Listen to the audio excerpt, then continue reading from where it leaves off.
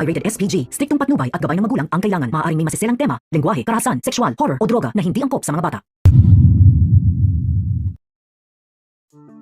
Galit na galit nga itong si Salvador Manalo nang pumunta ito sa presinto para maghain ng reklamo hinggil sa nangyaring pambubugbog sa kanya.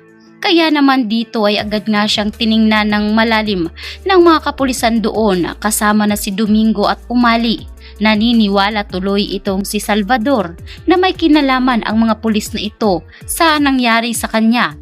Kaya agad nga ngayong inamin nitong si Salvador na naniniwala siya at duda siya na nag-utos sa mga pulis na ito para siya bugbugin dahil alam ng mga pulis na totoo ang kanyang mga ibinabalita.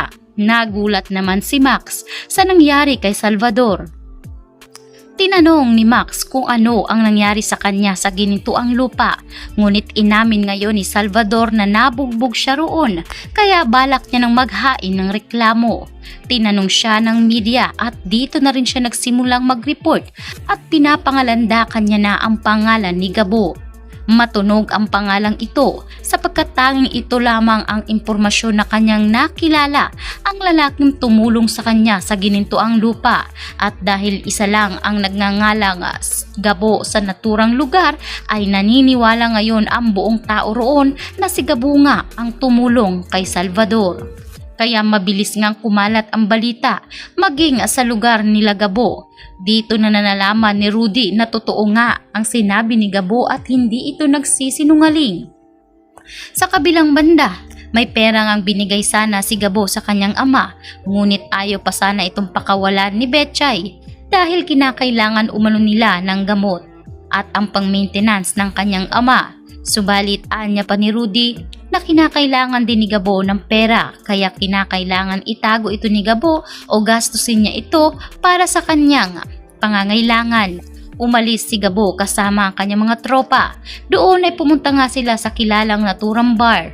Doon rin niya makikita si Samantha at talaga namang parang isang bula ay nagbago ang tempo nitong si Gabo. Mula sa pagkakairita ay dito bigla nga siyang natuwa dahil nakita niya ang dalaga sa paulit-ulit na pagkakataon. Kaya naman lalapitan sana ni Gabo ngunit dito naman umiksena si Seb. Nakita nga ni Gabo si Seb na nakahawak kamay pa kay Sam kaya hindi na rin siya tumuloy na lumapit at bumalik na lamang siya sa kanilang lamesa. Hindi rin naglaon ay dito na rin umalis si Sam mag-isa. Sinundan ito ni Gabo. Kaya naman dito niya nalaman na delikado pala ang buhay ng dalaga sapagkat sinundan nga siya ng mga armadong kalalakihan.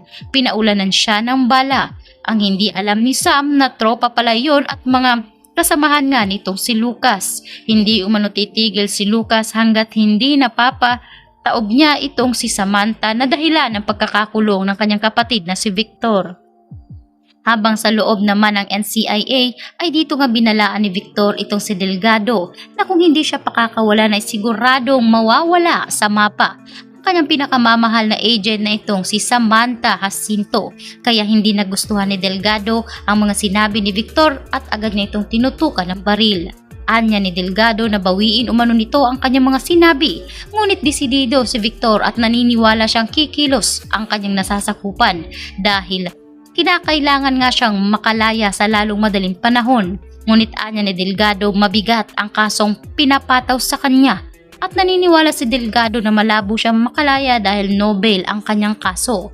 Ganun pa man ay dito nga naisipan nitong kanyang ina na itakas si Victor. Nilusob ang NCIA kung kaya't wala ring nagawa si Delgado sapagkat sa mga panahong iyon ay hindi rin kumpleto ang kanyang mga nasasakupan.